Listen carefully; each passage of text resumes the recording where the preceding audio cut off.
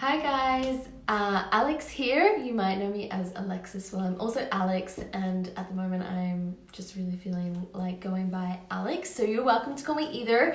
On today's video, I want to share with you 3 of my tips for overcoming resistance and getting back into flow.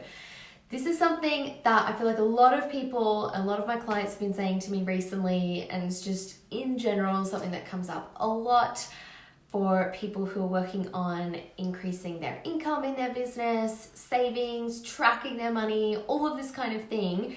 All this money stuff can bring up a lot of resistance. This could come up as procrastination, not knowing what to do next, working really hard but spinning your wheels, not getting anywhere, and just feeling really stuck and maybe anxious or overwhelmed.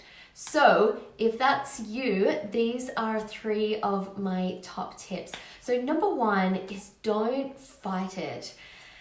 Now this is easier said than done, but what happens a lot, I notice, is that everyone feels guilty, or a lot of people feel really guilty for actually having the resistance, for feeling stuck, for feeling anxious. They feel bad that they're feeling stuck and anxious or overwhelmed, and then they start beating up on themselves about that, and then they feel like, oh, I'm going to be behind because I'm feeling this way. I'm not going to attract what I want because I'm feeling really dense and stuck and low vibe. And it's like this ego trick that takes you further and further into the resistance and just packs it on like double and triple, because what you resist persists. So number 1, don't beat yourself up about it.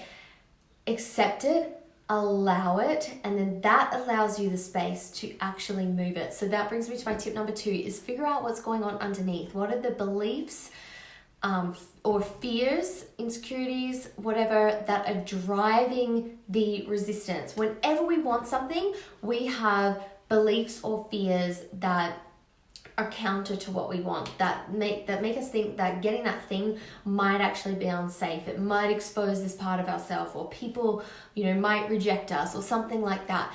So in order to get through the resistance, I find it really powerful to get to the bottom of the resistance.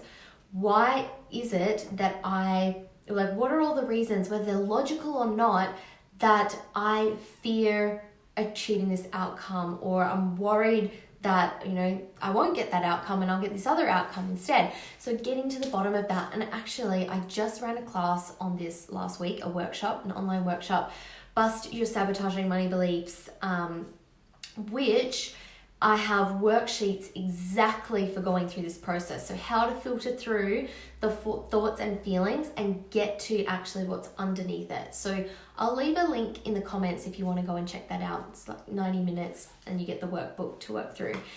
So yeah, getting to the bottom of what's driving that resistance. And then number 3 is move it. And I said this on my mastermind call that I had this morning. Someone was talking about resistance, and like a lot of the other women in the group backed this up as something that really makes a big difference for them. If you go and exercise, move your body, dance, run, do something that's going to move this energy and that's going to get energy flowing in your body again. Exercise is one of the best things you can do for that. Yes, as I said, whether it be dancing in your living room, going to the gym, going for a run, doing a home workout on YouTube, whatever it is, move it. That's going to give you this fresh perspective. It's going to give you a rush of endorphins. It's really powerful and really helpful. So they are my 3 top tips for overcoming resistance and getting back into flow. If you have any of your own, please put them in the comments, or if any of those ones I mentioned particularly resonated with you, I would love to hear it. You can just put a 1, 2, or 3 in the comments. And yes, I'll put the link to that workshop if you want to check it out. Otherwise, looking forward to hearing from you, and I'll see you next time. Ciao.